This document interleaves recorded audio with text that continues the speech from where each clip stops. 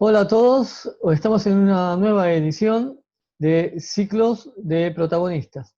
Y en esta vez vamos a estar con el arquitecto doctor Guillermo Tella, arquitecto urbanista, el cual nos va a contar qué ciudad es la que tenemos, qué es lo que estamos trabajando para la ciudad y qué ciudad nos espera, ¿sí? Y nos va también a ayudar a descubrir esta querida ciudad que es tan grande, tiene tan diversa, tantas cosas que a veces no alcanza una vida larga para poder conocerla. Arquitecto y doctor en urbanismo, director ejecutivo del Consejo de Planeamiento Estratégico de la Ciudad de Buenos Aires, Guillermo Tella. Muchas gracias por estar con nosotros en este ciclo de protagonistas. Y bueno, hoy sos el protagonista de la fecha.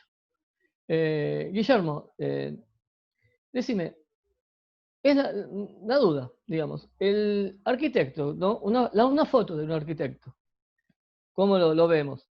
El típico. Yo te la digo y vos después decime el otro. Yo la veo del arquitecto típico con un casco blanco, con unos planos, lapicera y dándole indicaciones a otra persona con casco blanco que seguramente es el capataz de la obra. ¿Puede ser?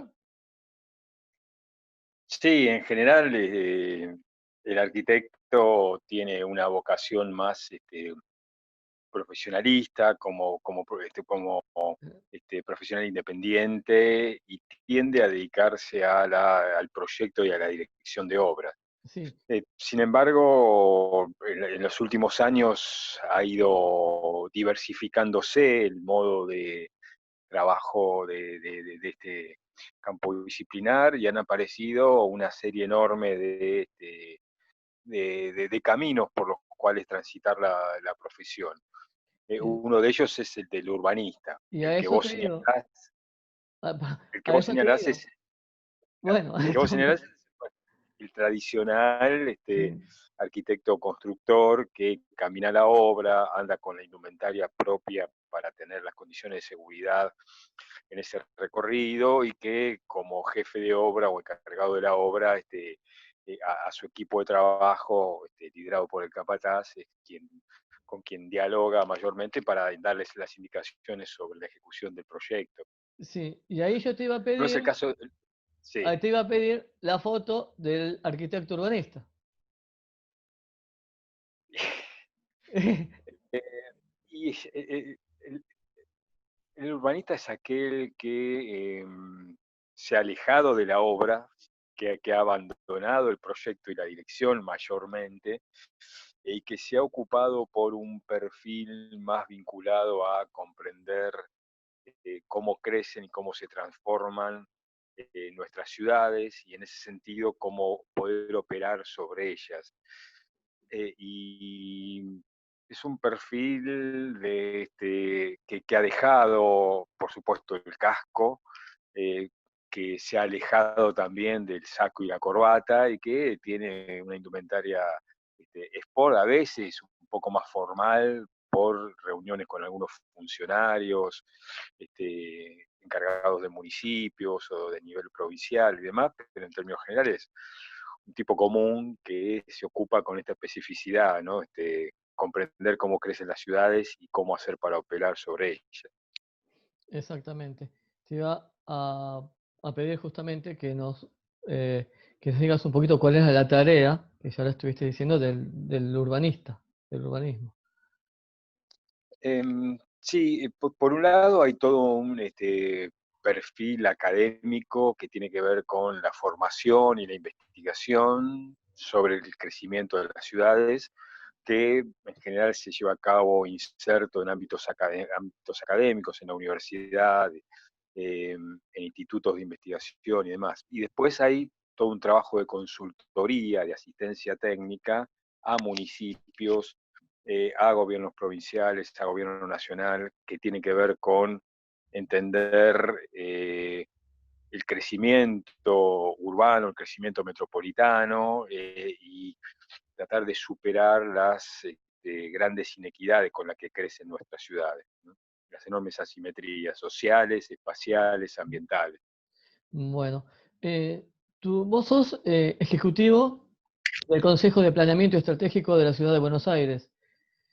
Contanos un poquito qué es el... Sí, la ciudad tiene desde su constitución, la ciudad de Buenos Aires, el compromiso de crear, y que así fue, un Consejo de Planeamiento Estratégico. Es un espacio del que participan en este momento 208 organizaciones de la sociedad civil, Upa. colegios profesionales, sindicatos, universidades, eh, asociaciones diversas, cámaras y demás, que piensan de manera estratégica cómo crece la ciudad. En este momento estamos identificando, construyendo y consensuando la ciudad del 2035, digo, cómo llegar hacia ese momento. No falta tanto en tiempos urbanos. 15 años, Y sí. sí, para una persona 15 años tiene un impacto significativo, ¿no? Pero para las ciudades es un abrir y cerrar de ojos. Es muy, muy efímero porque se Sí, mueven a otra velocidad, crecen a otra velocidad. Es cierto que en un escenario intrapandemia y post-pandemia, todas estas cuestiones se han acelerado vertiginosamente, pero lo cierto es que las ciudades se mueven mucho más lentamente, las transformaciones, los cambios son mucho sí. más lentamente, tienen un impacto más, menos visible que en las personas. Entonces, pensar hacia el 2035 no pareciera tan alocado, sobre todo porque no solo estamos apuntando al 2035, sino el trayecto que hay que generar para poder llegar hacia ese hito Sí. con las transformaciones que requeriría una ciudad más justa, más equitativa, más inclusiva. Bueno, decime, ¿qué tipo de ciudad tenemos? Pues es una pregunta amplia A ver, sí, y compleja. y compleja. Porque sí, las ciudades latinoamericanas en general y las argentinas en particular han ido creciendo con ciertos rasgos muy distintivos. Por un lado, víctimas de un crecimiento demográfico explosivo. A diferencia de las ciudades europeas, que tienen cierto amesetamiento en su dinámica poblacional, más allá de aportes migratorios, de episodios bélicos y demás, las nuestras han crecido vertiginosamente, de manera exponencial, a un 30 o un 40% de población cada 10 años de manera intercensal. Y esto es Sí. pone en evidencia la necesidad de generar ciudad para una gran cantidad de población nueva. Por otro lado, eh, esta sociedad que integra a nuestras ciudades se hace en el marco de enormes asimetrías socioeconómicas, a diferencia de las sociedades europeas, donde el nivel de estructura socioeconómica es más homogénea, más allá de ciertos matices. En las Sí. nuestras es muy evidente las desigualdades. ¿Cómo? Pobres, muchos y muy pobres, muchos pobres y, en gran cantidad y con extrema pobreza, y por otro lado, pocos ricos y de alta concentración de riqueza. Y esto también se expresa en nuestras ciudades, se expresa en el espacio público, y que pone en evidencia las enormes asimetrías. Y hay otro factor también característico de nuestras ciudades, que es el alto consumo de suelo de manera informal, por afuera de los marcos regulatorios. ¿Cómo sería Es eso? decir, eh, y mm, las urbanizaciones cerradas, los countries, transformando suelo rural en suelo urbanizado, en Sí. general por iniciativa privada, sin, por fuera de un marco de planificación estratégica, por ejemplo, emprendimientos como los clásicos, Nordelta, Santa Bárbara, estos countries, urbanizaciones cerradas tan características de la periferia, han transformado suelo que prestaba servicios ambientales, como los humedales, por ejemplo, de regulación hídrica, para generar ahí nuevos asentamientos poblacionales para sectores de alta capacidad contributiva. Y por Sí, otro lado, en el otro extremo, los sectores populares ocupando cuencas inundables, zonas anegadizas, tierras fiscales y demás, que también transforman suelo que prestaba algún servicio ambiental en urbanizaciones de baja consistencia urbana. Y estos son rasgos muy característicos que ponen en evidencia estas asimetrías, ¿no? Transformación de todo un borde urbano por iniciativas particulares y sí, por fuera de marcos regulatorios o de planificación estratégica. sí. Eh, Y me decías que eso conlleva un deterioro, ¿no? Tanto en el suelo como tal vez en la imagen. sí, por un lado, un suelo que presta ciertos servicios ambientales, como por ejemplo un área forestada o un área de humedales o de bañados, o simplemente que prestaba servicios agroproductivos o huertas o quintas y demás, que de repente es avasallada por iniciativas de unos pocos, no, insisto, como una estrategia colectiva, transformando ese suelo en urbanizado. Es lo que algunos llaman los procesos de mercantilización del suelo, ¿no? Con, Sí.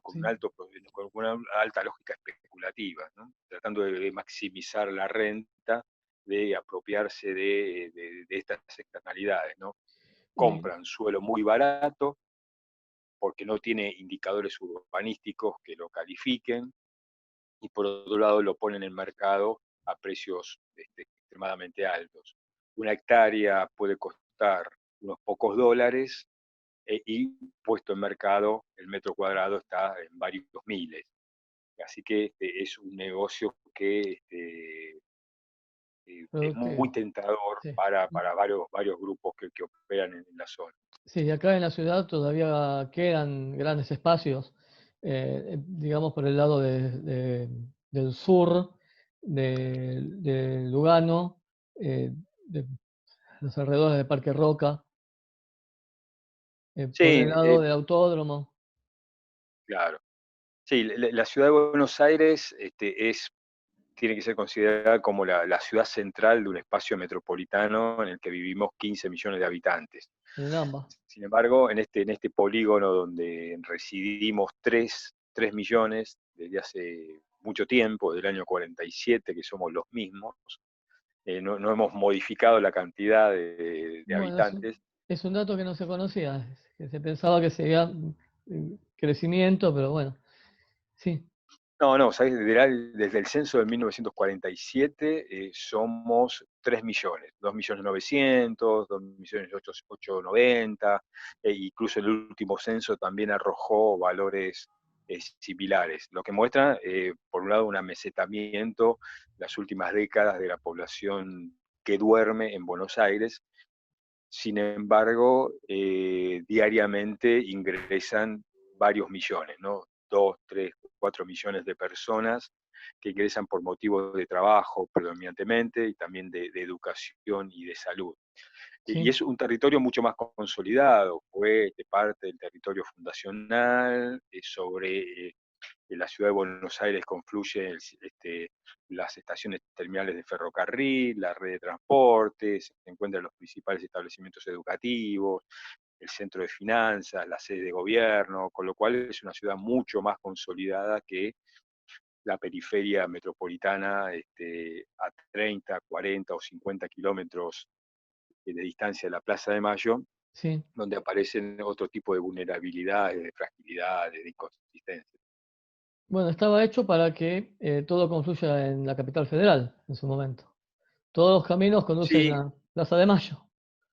sí, sí, digo, desde la fundación en 1580 que Sí, nunca se abandonó la Plaza de Mayo como el área central de todo el territorio nacional, si se quiere, ¿no? Un tercio de la sí, población está concentrada en Buenos Aires y Gran Buenos Aires, un tercio de la población del país, y el resto en un país muy extenso con este, zonas absolutamente despobladas. Es enorme asimetría, y al interior de sí, la región metropolitana también, muy fuerte concentración en Buenos Aires y después dispersión en un territorio muy muy amplio y muy amplio. extenso. Sí, Y con un borde urbano, con una periferia que crece, sí, a un ritmo de un 30% de población cada periodo intercensal. Cada 10 años se incorporan 2 o 3 millones nuevos de población a la región metropolitana de Buenos Aires, sobre todo en sus bordes, sin una estrategia colectiva de ordenamiento de ese crecimiento. 2 o 3 millones de habitantes, es una ciudad equivalente a la de Rosario, 4 veces la de Comodoro Rivadavia, dentro de sí, la propia región metropolitana. Y sí, sí. esto resuelto por iniciativas individuales, no por una estrategia colectiva. Se fueron dando muchos cambios, muchas obras en nuestra ciudad. Uno de ellos, bueno, fue la descentralización del gobierno de la ciudad a Parque Patricios. ¿Cómo fue esa descentralización? ¿Cómo fue influyendo dentro del ejido de la ciudad? Em, La verdad que el gran desafío que tiene Buenos Aires y su región metropolitana es transformar lo que hoy se conoce como una estructura monocéntrica en una estructura policéntrica, es decir, eh, que el centro actual pierda peso relativo para que lo absorban otras áreas, de modo de compensar ese nivel de centralidad, ¿no? Sí, Y en esa lógica es que aparece, entre otras iniciativas, la sede de Uspallata, del gobierno de la ciudad, intentando descentralizar actividades vinculadas a la administración local. sí, Y pareciera ser una decisión sana y que tuvo un impacto favorable.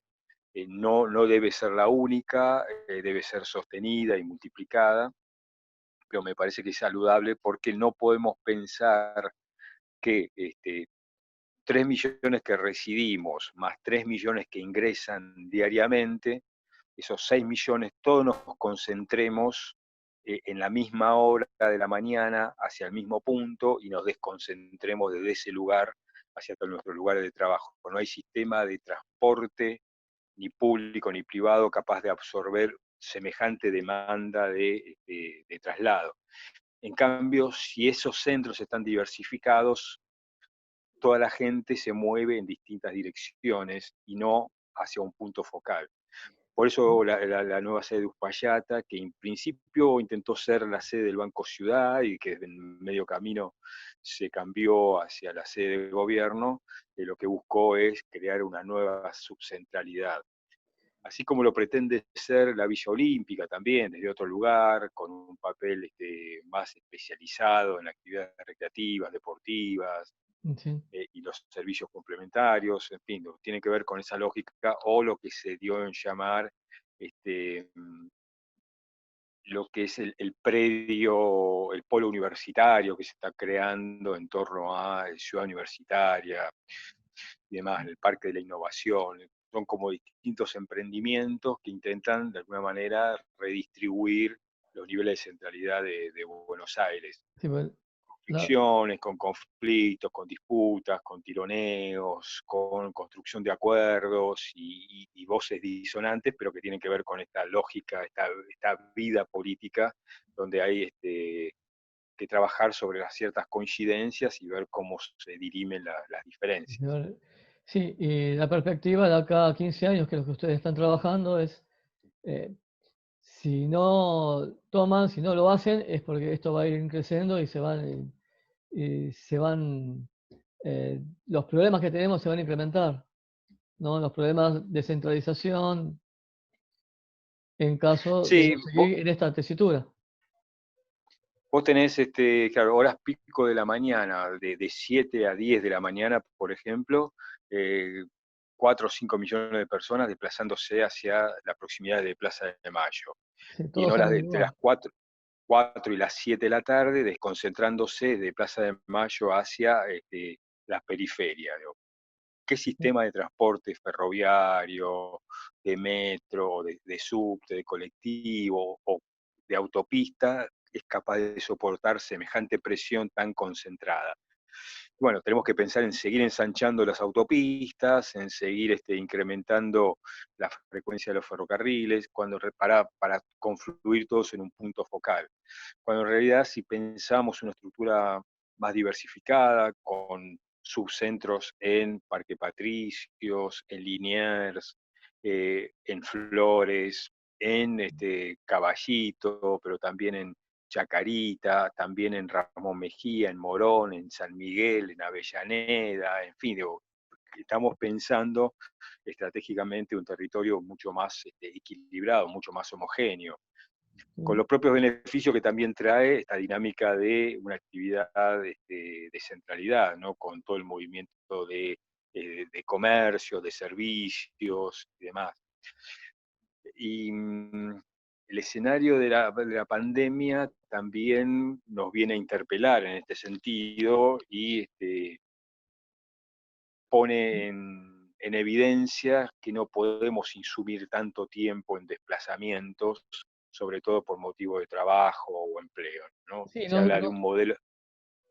sí, perdón, Sí, nos trajo justamente la pandemia a colación de que también se puede trabajar en casa. Y en ese claro, digo, sentido estamos tratando de sacar gente de la calle. No, estamos hay tratando, un digamos, montón, no es que lo estoy haciendo yo, pero se está tratando o no se va queda otra. a tratar con eso, de Sí, sacar no gente. queda otra. Estamos en el marco de una pandemia, con una política de cuarentena, de confinamiento, de quedarse en casa, porque es una manera esencial de combatir la difusión del virus, y en ese sentido nos fuimos adaptando a el home office, ¿no? Al trabajo en casa y de muchas actividades que antes se hacían de manera presencial, encuentros, reuniones y demás, ahora se Ah, resuelven de manera virtual. Y eso también va a tener un impacto muy fuerte. sí, Y vos trabajás en tu casa y te desplazás 15 minutos para aprovisionarte y generas otra lógica de ciudad distinta y no invirtiendo 1 hora, 1 hora y media, 2 y hasta 3 horas en sí, desplazamientos, ¿no? para ir y volver. Y son Para ir y volver. horas de vida que la persona la va a tomar, la va a recuperar, Que, de no tener que que la viajar. gana, claro, que la gana. Sí, sí, por supuesto. 3, 4 horas al día que antes la destinaba a trasladarse en condiciones de bajo confort, ¿no? Además de relativamente bajo costo, es cierto, pero también de muy bajo confort y un enorme estrés que ahora se ganan y que uno lo puede aprovechar, digo, no tanto en términos económicos, de costos, sino en términos de calidad de vida, ¿no? Más Se gana, tiempo para disfrutar, para la recreación, para trabajar más, si se quiere, se gana en pero salud, que como dirían nuestras y madres, se se gana en disfruta salud, y se se gana en gana en salud. salud. Es muy estresante la manera en que nos desplazamos en nuestras ciudades y la pandemia vino a traer esta cuestión para ponerla sobre la mesa nuevamente y me parece que es sumamente interesante para que aprendamos del legado. Sí, el escenario post pandemia en distintos aspectos, ¿no? Va a ser muy interesante para después estudiar y sacar conclusiones y tomar nuevos hábitos, que otros que han venido para quedarse. Eh, Sí, porque por un lado, las condiciones en las que se reside, las condiciones en las que se habita, ¿no? ¿Cuáles son las características de las viviendas en general, ¿no? ¿Qué condiciones de iluminación y de ventilación tienen? ¿Qué posibilidad de acceso al espacio libre tienen? ¿Tienen un patio? ¿Tienen un balcón? ¿Una terraza? ¿Entra luz o es un este, aire-luz estrecho e interminable que lo que te hace es alejar de ese contacto con lo natural? Y por sí, otro lado, bueno, qué tan cerca tenemos los comercios, los lugares donde nos aprovisionamos, los centros de salud y todo eso, cuando en realidad este, lo que se está pensando como escenario posible es un modelo de ciudad de 15 minutos, donde a tan solo 15 minutos de desplazamiento a pie o en transporte público podamos acceder a los servicios cotidianos, Es un desafío. trabajo, salud. Un desafío, Desafío.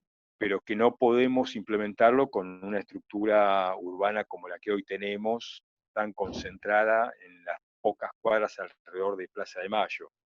Por eso, por un lado, pensar metropolitanamente, digo, Ciudad de Buenos Aires no es un polígono cerrado ni alambrado, sino que interactúa y dialoga permanentemente con su entorno metropolitano, eh, por un lado, y por otro lado que hay intercambio permanente de población, de actividades y demás con las cuales articular. Tenemos que traer el comercio más cerca de las viviendas, de los barrios, el sistema de salud y sobre todo la salud primaria también más cerca, la educación, en fin, un montón de desafíos. Y espacios públicos, verdes y recreativos también con igualdad de acceso para el conjunto de la población y Bueno, no que estamos, haya poblaciones más servidas o más abastecidas por parques y plazas que otras que tienen que hacer largos recorridos para llegar a ellos. bueno, por un lado, te decía, ¿no? Que a quienes se nos ha tocado hacer un viaje de Mataderos al centro, es atravesar la ciudad, en horas picos, hora y media más o menos, un poquito más. Y sí, Y por y otro sí, lado, nos estamos acostumbrando a pensar en el AMBA, más que pensar ya en la ciudad o pensar en el cordón, el primer cordón. Ya pensar como una región. Y con el tema de pandemia, de ponerse de acuerdo en liberar o no liberar, pues se está trabajando en conjunto constantemente. Y eso creo que también llegó para quedarse. es muy interesante porque lo que no pudo plantearse en términos de disputa política o territorial y demás, la pandemia sí lo pudo y que permitió generar esa foto eh, tan bien recibida por la sociedad del presidente junto al gobernador y al jefe de gobierno, Sí, dando conferencias de prensa, digo, más allá de las diferencias políticas o partidarias, en favor de un proyecto común, articulando, dialogando, construyendo consensos y pensando conjuntamente en favor de la población y no de las mezquindades particulares y demás. Y eso me pareció como una postal muy interesante que también ha dejado la pandemia y que en términos metropolitanos también debiera afrontarse, ¿no? El diálogo de los distintos intendentes con el gobernador, con el jefe de gobierno porteño,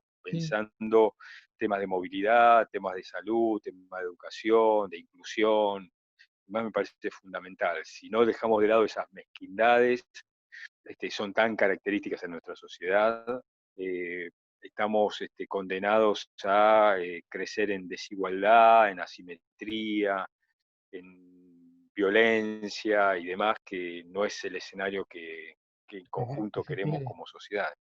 Sí, dejar de pensar en la General Paz y en el Riachuelo como, como fronteras también. Guillermo, Sí, sí, sí. sí. No, Estábamos hablando. es cierto, el Riachuelo y la General Paz han sido límites muy duros, infranqueables, que algunos han querido alambrar y hasta electrificar, de modo que no haya hordas que pasen de un lado al otro, pero lo cierto es que forma parte de un territorio común, que el riachuelo debiera ser un río interior que integra, articula y vincula, y que recupere la navegabilidad y que permita darle vinculación a Lanús o Loma de Zamora con Lugano o Soldati, por ejemplo, y una General Paz que vincule Versalles con Liniers, con Ciudadela o 3 de Febrero, y en fin, digo, que sean como Sí, ejes de vinculación y no barreras de segregación. de segregación. Vos ves, por ejemplo, en alguna película vieja, de la década del 40, escenas, bueno, por ejemplo, los muchachos de mi barrio. ¿no? Sí, De 1940, que se desarrollaba en el Riachuelo, la película. claro, Mirá lo que sí, era ese Riachuelo, y estamos hablando de 1940. Si nos vamos más atrás todavía, era toda una actividad infernal, otro río, eran otras cosas. Después recuperar tal vez el sueño. Ahora, Guille, estamos hablando de la ciudad presente y la ciudad futura. Vamos a hablar un poquito para atrás. Y nos vamos bien para atrás. a ver. Estabas diciendo de la fundación de la ciudad de Buenos Aires. Estamos acostumbrados a pensar en las dos fundaciones de la ciudad de Buenos Aires. Pero me parece que no están así, ¿no?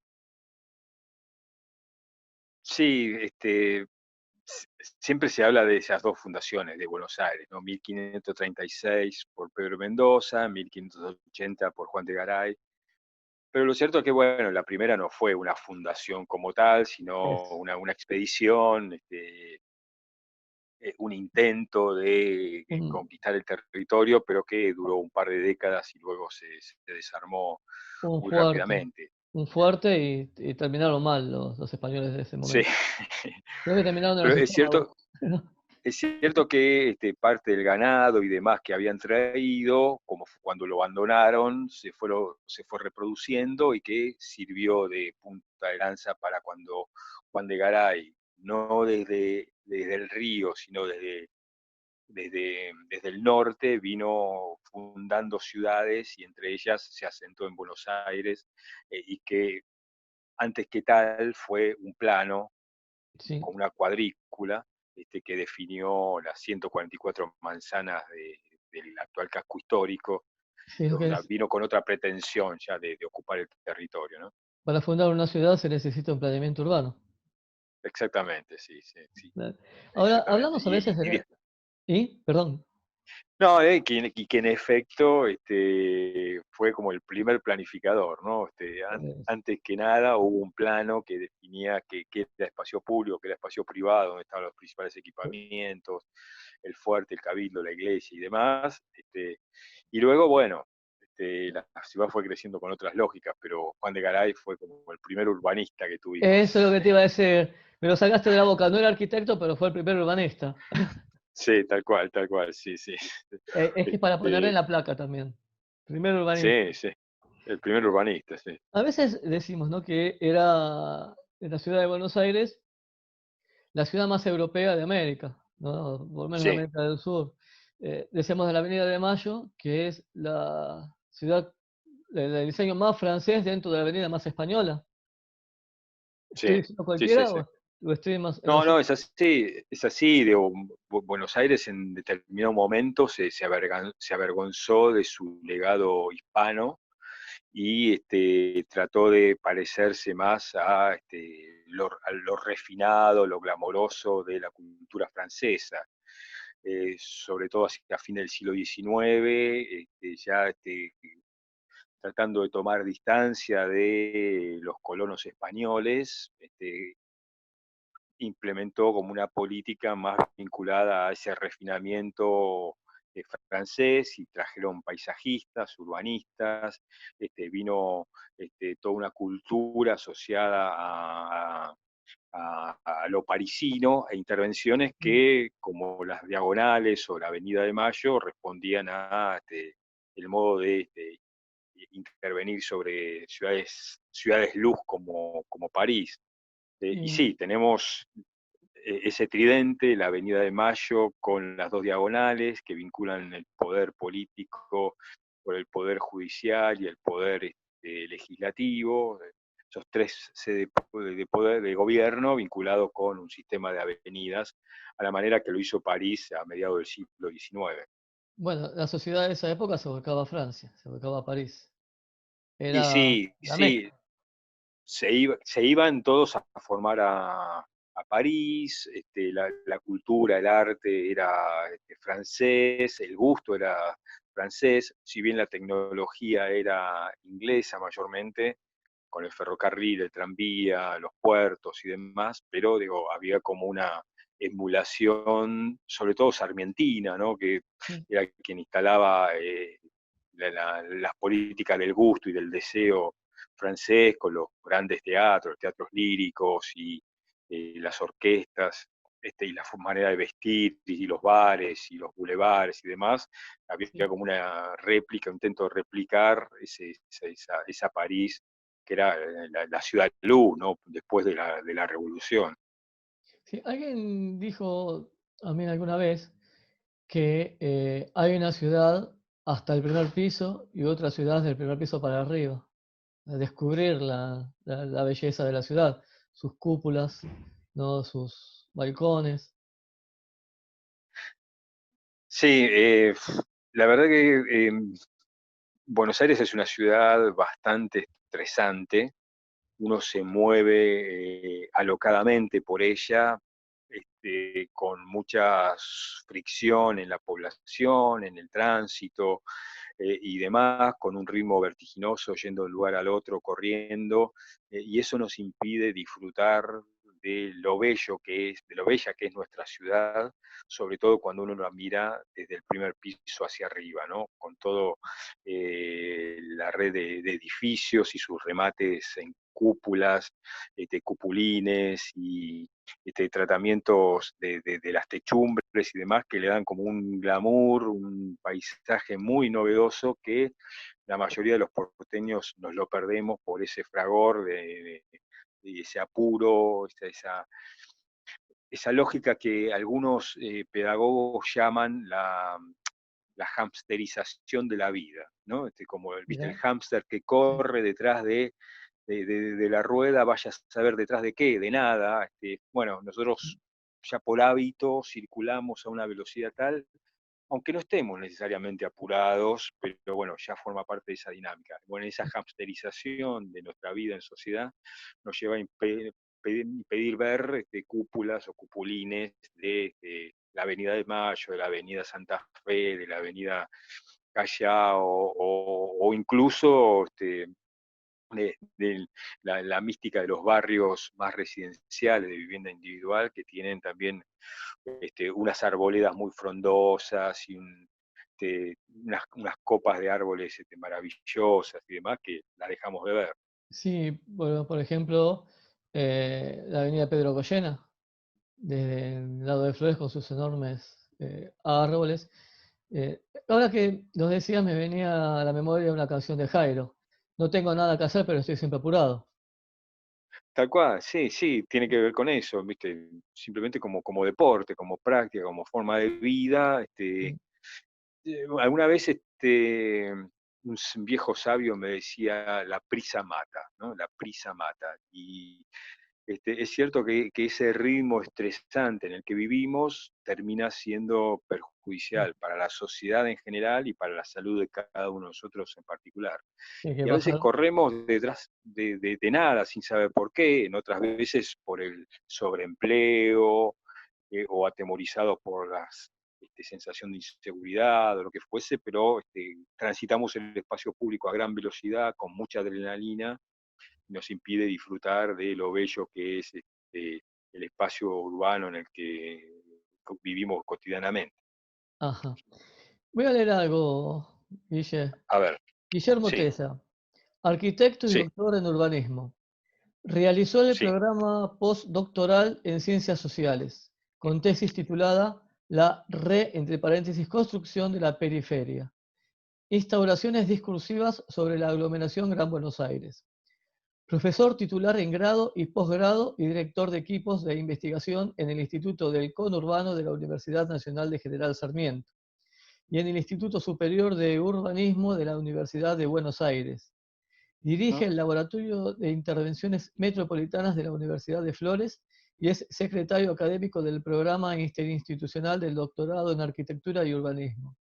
Es director Sí, ejecutivo del Consejo de Planeamiento Estratégico de la Ciudad de Buenos Aires, designación honorífica directiva, y ha dirigido diversos planes estratégicos para ciudades argentinas. Publicó numerosos libros sobre los procesos de transformación en nuestras ciudades, entre ellos Construir la periferia, reciente de 2020, Plan de Desarrollo Urbano para la Ciudad de Mar del Plata, de 2018, Mercedes, Experiencia Urbanística, 2017, Precariedad Urbana y Reproducción Social, 2016, Espacio, Poder e Identidad, 2015, Planificar la Ciudad, 2014, Plan Estratégico Balcarce, también de 2020, de 2013. Albores de una ciudad moderna, 2009. Un crack en la ciudad, 2017, entre otros muchos. Ya sabemos.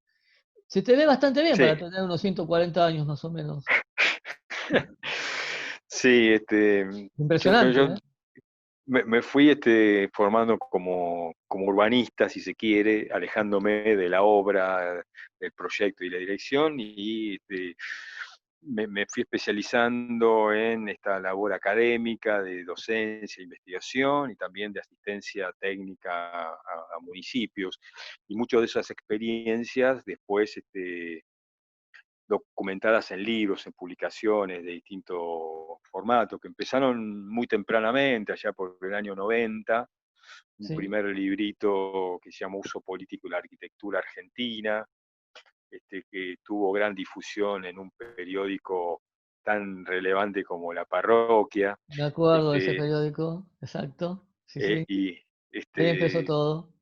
y ahí empezó todo. Fue ese primer librito que uno con mucha humildad y timidez fue a golpear las puertas de la editorial y que encontró gente del otro lado del mostrador que lo recibió con los brazos abiertos. Merecido, por otra parte, merecido la Y, atención que se le brindó. y ahí empezó esa saga editorial que, bueno, tuvo ahora en febrero, principios de marzo, el último producto, o el producto más reciente, que es reconstruir o construir la periferia, también producto de un trabajo de investigación. Sí. No fue un mejor momento para publicarlo, pero no se tenía en claro aún el escenario que se venía. Irrumpió rápidamente la pandemia y dejó por el momento medio en ciernes las presentaciones de forma de ese libro, pero bueno, lo cierto que sí, este año, en febrero, sacamos el último libro. Este, Tenemos ahora un par más en elaboración, pero bueno, veremos cómo sigue todo este escenario. Y ya Pero vendrán, sí, ya vendrán las sí, presentaciones, y si es sí, necesario se sí. presentarán de a dos juntos. Se supone que aparecerá una nueva normalidad con otras pautas de convivencia, de distanciamiento físico y demás, pero que la pandemia pasará y nos dejará un legado que deberemos saber capitalizar. Eh, Y entonces hubo todo un costado en mi trayecto formativo vinculado a la investigación, a la docencia en ámbitos académicos, y otro más vinculado a la consultoría o la prestación de servicios profesionales a municipios y demás. Entonces, desde ese lugar he ido transitando y recorrido varios pueblos y ciudades de la provincia de Buenos Aires y algunas del interior del país, haciendo este tipo de trabajos.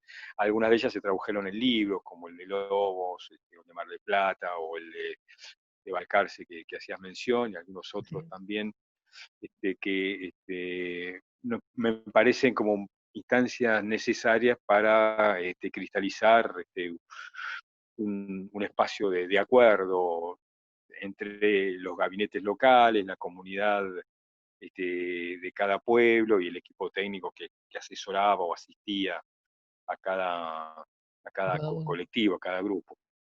Eso. Así que de eso se trataba.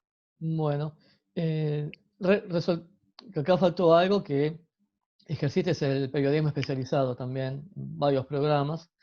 Eso también está, doy Sí, fe, doy fe. sí, sí. Mm. Mi historia empezó también tempranamente, con estas motivaciones, empecé a hacer radio también muy tempranamente, en el año 92, programa Barrio Visión, Exacto. en FM 91.1 Radio Abierta, ahí en el barrio de Flores, Camacuá 282, cómo olvidarlo. ¿Cómo Eh, olvidarlo? Es más, vos volvés seguido por ahí, no está la radio, pero volvés seguido porque es el ámbito de la facultad de la Facultad de Flores, de la Universidad de Flores ahora. sí, la vuelta de la vida tuvo esas curiosidades, esos matices, ¿no? Que me permitió, bueno, volver a ese espacio, sede de la Universidad de Flores, que entonces no existía como tal, o tenía otra Sí. localización y demás, y que finalmente terminé como recayendo en ese mismo espacio, en ese mismo Ahí. lugar. Era una universidad evangélica y sobre esa universidad también está la radio, dependía de esa Sí, universidad, esa sí, universidad evangélica. sí, sí, sí. Guille, para ir redondeando, eh, Sí, ¿qué le dirías al porteño o a quien venga del interior, por ahí me ha llamado interior, pero se le dice interior, ¿no? No importa. sí. Quien venga a la ciudad o el turista para descubrirla.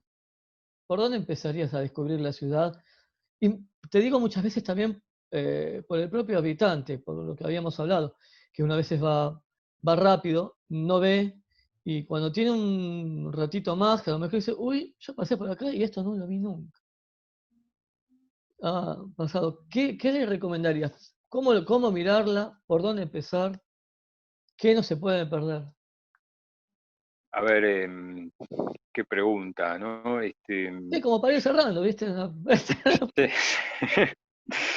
Eh, yo, la verdad que a través del tiempo he tenido, no demasiadas, pero algunas propuestas de trabajo fuera del país y fuera de la ciudad, y siempre mi respuesta fue la misma, ¿no? Yo elijo día a día vivir en Buenos Aires, amo esta ciudad a pesar de las asimetrías, de las desigualdades, de la hamsterización y demás que nos caracteriza, Sí, porque es una ciudad intensa, es una ciudad vibrante, es una ciudad que late cultura, que late este, gastronomía, late este, patrimonio, es una ciudad muy rica, muy apacible, que tiene una diversidad de lugares enormes, y que primero debiera ser redescubierta por el propio porteño, por el sí, propio habitante de la ciudad, y que sea embajador de el resto de los habitantes del país, ¿no? Para que la visiten, la recorran, la descubran. Nosotros como porteños no terminamos aún de reconocerla, de descubrirla, de tomar contacto con la diversidad de su territorio, ¿no? Tenemos lugares increíbles, ¿no? No solo Plaza de Mayo y todo el sistema del área central, del barrio de San Telmo, primer barrio histórico, el fundacional, el último barrio de Buenos Aires, Puerto Madero, también con sus luces, sus estridencias y demás, pero toda la zona de Palermo renovada, el eje de la Avenida Libertador, que es maravilloso, los parques de 3 de febrero, pero también este, el Parque Indoamericano, el Parque Centenario, sí. el Parque Avellaneda, Saavedra, tiene Avellaneda, un el sistema, Chacabuco, son sí, hermosos. son lugares increíbles todos, con una vegetación tupida, frondosa, con sus jacarandáes, sus paraísos, que florecen en primavera y que dan un colorido diverso todo el año. También su arquitectura, una arquitectura que tiene rasgos de fin del siglo XIX, de principio del siglo XX, arquitectura más italianizante, arquitectura más francesa, grandes palacios, Sí, arquitectura posmoderna con torres acristaladas, el glamour del tango impregnado en barrios como Abasto o parte de Lugano, el fileteado, la música, pero también la gastronomía, los bares, los cafés, las parrillas, los asadores, en fin, digo, el, tenés el una campo, diversidad, una oferta que es hasta el increíble. campo en la ciudad de Mataderos, con su feria de Mataderos, Mataderos, mataderos, o los todos los Corrales Viejos en Parque Patricios. En Mataderos todos los domingos tenés fiesta y fiesta sabrosa y gastronomía y música, y podés saborear el campo en la propia ciudad. eh, Parque Patricios también, todo ese glamour tan único, de esa impronta tan local, tan singular, o propio Boedo, que también tan característico con la esquina de San Ujú. Juan y Boedo, con esa serie de bares tan característicos, tan típicos también que huelen a tango, que huelen a gastronomía, con lo cual tenés un territorio tan acotado, una diversidad de situaciones que es única en su música, en su gastronomía, en la cultura, en la historia, Es- y sobre todo, más allá de un porteño que huele arrogante, pedante y demás, es extremadamente solidario, generoso, divertido y demás, ¿no? sí. Que también forma parte de la sociedad que tenemos. Creo que nos han estereotipado y estereotipado mal a los porteños. No somos tan como el dibujo nos pinta, ¿no? Eh, No, pero viste, hay como vos decís, un estereotipo de un porteño que es sobrador, que es canchero, que se la sabe todas y que a ojos vista de el no porteño está tildado de esa estirpe. Sin embargo, más allá de eso, que es más superficial, hay toda una generosidad, una predisposición y una calidez que vale la pena poner sobre la mesa porque también identifica el rasgo de esta porteñidad, ¿no? bueno, Guillermo Tella, arquitecto, doctor y tantas cosas que ya lo hemos dicho. Se Sí. vienen cambios en la ciudad a partir de después de la pandemia, pero no te voy a decir, vos estás trabajando en eso, pero no te voy a decir que nos digas, sino que te voy a proponer es que cuando se vayan dando, de aquí a un tiempo, Sí. nos volvemos a reunir y espero que ahora personalmente, ¿no? Y, Esperemos, sí, dejar atrás este escenario de cuarentena, de encierro, que ya llevamos varios meses y que podamos discutir por ahí compartiendo un café o un mate ¿no? presencialmente los cambios que se están dando y los que necesitamos que se den Sí. necesariamente para tener una ciudad mucho más equilibrada, más equitativa, más justa, más inclusiva, para reivindicar lo que llamamos el derecho a la ciudad. Bueno, café de por medio o lo vamos a ir recorriendo tomando alguna gaseosa. ¿Cómo que no? Bueno, Guillermo, te agradezco mucho, fuiste el protagonista y qué protagonista de esta jornada. Y un protagonista, yo voy a decir clave, vos vas a decir que no, no importa, de la ciudad, de los cambios que hubo, de los cambios que va a haber y de poder tener una ciudad cada día más linda. Bueno, muchas gracias. Ha sido un placer y a seguir batallando por una ciudad mucho más justa. Bueno, como no, un gran abrazo y estamos en contacto, Guille. Gracias. Gracias por todo. Y esto fue todo por esta vez, por esta jornada, con el arquitecto doctor Guillermo Tella, que nos ha dado un panorama amplio de nuestra querida ciudad. Los esperamos próximamente y ya saben, si les gustó, por favor les pedimos que nos den un like y también que se suscriban y toquen la campanita para que cada vez que tengamos una nueva nota le podamos avisar. Muchas gracias y hasta la próxima.